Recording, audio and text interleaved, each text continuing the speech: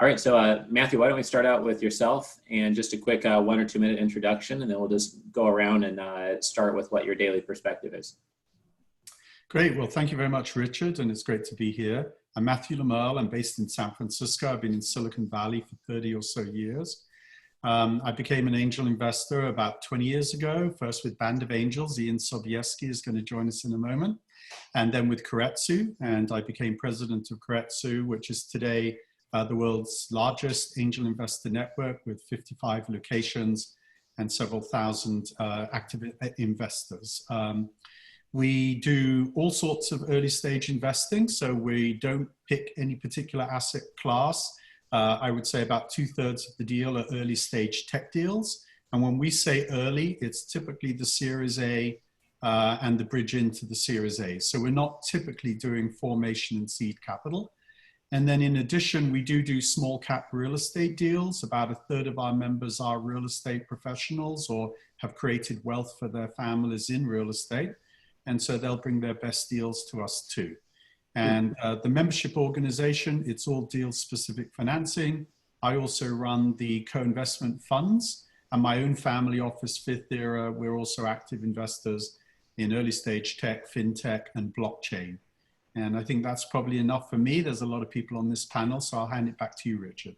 Sure. Yeah, sounds great. And it's unique that you guys do look at real estate deals. I know most angel investor groups don't spend a single second at entertaining real estate deals inside their platforms, even though those same investors might do some real estate outside, which is interesting. Ron, why don't you introduce yourself for 1 or 2 minutes? Yeah, I'm a private investor.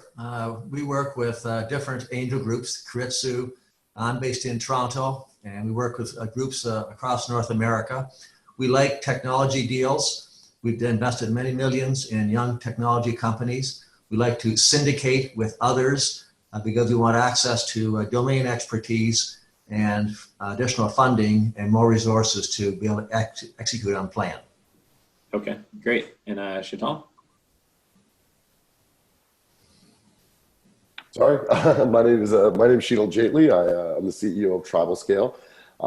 We are a design and software development firm, but we also have an investing arm where we go and work with our corporate clients to actually see what problems they have and work with our corporate clients to figure out how we could plug in startups from an early stage. And so we start taking early stage startups, invest in them, help build their product roadmap out, and bring them on to a customer. That's just a little bit about it. Cool, great. Ian? Well, hi there, everyone. My name is Ian Sobieski, and as Matthew Lemerle foreshadowed, I'm the chairman of the Band of Angels. We were the very first high technology angel investment club in the United States, formed in the early 90s. And since that time, we've met every month here in the Silicon Valley to look at high technology startup deals. We were the architect of angel groups, and now there are hundreds of angel groups across the country and the world. In the United States, we even have a trade association of angel groups.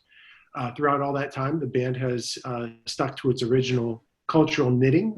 We're a single chapter group here in the Silicon Valley with approximately 200 members, all of whom are former high-tech entrepreneurs and executives who walk the walk that the entrepreneurs are attempting to follow. So we meet monthly, we invest directly in what would be the best categorized as seed or early stage technology. And then we try to stay very engaged with the companies, helping mentor and advise them and help them navigate their survival into a growth company. Great. Thank you, Ian. Dan? Yeah, thanks for having me here. I'm Daniel Curran. My bio is at dancurran.com on LinkedIn. Got a varied career all over the place, ex-rocket scientist, and then I went and started 14 companies, took one public on the NASDAQ, and then helped turn around Western Digital in 2001 and started more investing on my own via AngelList in 2014 and got a lot of recognition. I'm in about 176 startups right now, not for huge amounts. I usually do 1 to 50,000. And now I get about 300 decks a week. And so I help a lot of founders to craft their pitch and so on. And then I take them to a lot of my family office colleagues and so on. I have a strong network in Silicon Valley. I'm based down in Santa Monica now. Cool. Great. And Bo, what about yourself? Hi, I'm Bo Meganson with Gold Coast Angels in Miami and Palm Beach, as well as Broward County, and one of Richard's neighbors down in Miami and down in South Florida. I've been in the angel investing world for about 8 years. Was in a couple of startups at the end of the 1990s and into the early 2000s, and then worked over into the institutional boutique private equity world, 2008 to about 2012, and then was with the Angel Investor Management Group out of the Southeast. For 7 years, we became the largest, most active angel investing group in the Southeast U.S., and now in Miami in Southeast. And most of what we do, the profile is just like the rest of you guys, but again, large family office presence down here. That's how I connected with Richard through some of our clients, and taking a lot of the wealth and a lot of the cash that's in real estate down here, and a lot of appetite for directing it up until about 3 weeks ago into early stage tech companies or biotech or something that's going to give significant upscale. So excited to be here with everybody and look forward to learning as much as I offer. Great. Awesome. Yeah. So if anyone has questions along the way, just pop them into the Q&A. And I don't mind if we spend our whole panel here just answering questions that people have. Ian, I'm wondering from your perspective, being at this for almost 30 years, what are the trends you're seeing that make you able to see, maybe having that macro view, what you think is going to happen the next 5 or 10 years in angel investing? Maybe some things that are counterintuitive and maybe without that really long-term view, other people aren't noticing, like a subtle shift or something that's changing rather quickly right now? Well, in angel investing as a category, we can speak about some macro trends. I'd say, the short order and the news, of course, is dominated by COVID and the response to it. This is the front end of the downturn. I, as you mentioned, have been at it for a while. So I've been through 2 of these before, the dot-com bust and the 2008 crash. And there's a whole range of tactical behaviors that we'll be adopting over the next period of time in response to that. But long term, of course, we will be back to a version of normal. And the exciting macro trends that exist in angel investing include things like the emergence of these special purpose vehicles for making direct investments that allow angels to gather together into deal by deal financial arrangements. And these are often brought by individual angels that are doing work on the deals and actually have an economic incentive in them. They might be on the board of directors. They be taking care of that deal. So it's a sort of a macro trend. You're seeing more and more of this out there, which is sort of displacing the need to have a venture firm to have the expectation of venture firm-like management. You still need a venture firm if you want to have a portfolio of deals. But if you're interested in direct investing but still want to both insist on some sort of professional management as well as expect that, and if you're a angel investor who's interested in trying to be a little more professional than just investing your own money, then you can raise money in these syndicates and actually get rewarded beyond the capital you're investing. So I'm seeing more and more of that. We'll see if there's going to be a regulatory response, but right now it's open season and we're seeing hundreds of those and very common. Right. And for anyone brand new to the space, SPV is a special purpose vehicle. And it's very common for those who are new to the angel investor world for someone to have, be in 1 or 2 different angel groups, plus maybe they have their own VC fund or angel fund. That's fairly common. I hear that fairly often, but we're also interviewing typically the more well-connected angels at the family office club. So the average angel investor member does not have a fund, but the ones that you might see on our discussion panels, et cetera, don't be thrown by that. Sometimes they're just coming into a cap table with their own capital, a group of capital, and then maybe more institutional or fund type capital.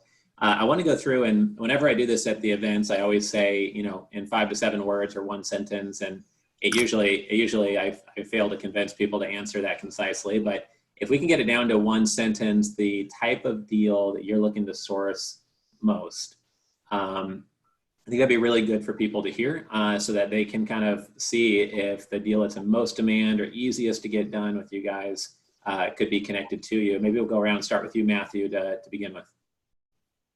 One sentence. I'll take two. For Keiretsu, There we go. anything that the members believe is a really attractive opportunity. Typically, it's the bridge into the Series A, or a small cap real estate deal, and it's come through them, typically. And then for our family office, Fifth Era, my wife and myself, we're fintech and blockchain investors. We're in 10 of the leading 16 blockchain unicorns, and we're very focused on disruptive fintech. Great, excellent. And then Ron, what about yourself? Yeah, we focus on software companies that target enterprises, either as customers or partners in the venture go-to-market strategy. Okay. And Sheetal? Yeah, we focus on deals that actually satisfy our Fortune 1000 client strategy. So if there's a startup out there that is positioned well on our Fortune 1000 clients roadmap, those are the deals we focus on. Right, that makes sense. And you can help them get traction and revenue or beta testing right out of the gates, obviously, rather than build something without proof, I guess. Yeah. And Ian, what about yourself? I know we did an investor mandate interview with you recently, but for those who didn't see it. We like deals in California, Washington, Oregon, and Nevada that are high tech, that fit into two different buckets. One are what you would call small ball deals that VCs aren't interested in, that require just our money or maybe just a little more, with the expectation of getting to an exit. We still want 10x from that, but that's a $2 million valuation to a $20 million exit. Yeah. The other category of high-tech deals are shoot the moon, the next Uber, the next Airbnb. And for those, we really like deals, it's hard to compete with Sequoia, that actually have been shopped around, have gotten to the finish line with VC partners, but not been able to convince the whole partnership to fund, but have a VC champion already. Sure. Great. And then Dan, you said you're looking at 300 decks a week. So out of all that, I'm sure you'd rather see 50 a week of exactly your number one niche. What is that number one thing that you're trying to source?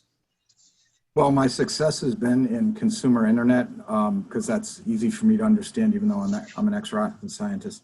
But now I've recently heard Miri Wheeler, who you might have had on, that she's doing biopharma. And I'm one of these guys into longevity. I'm taking all the supplements and trying to reverse age and so on.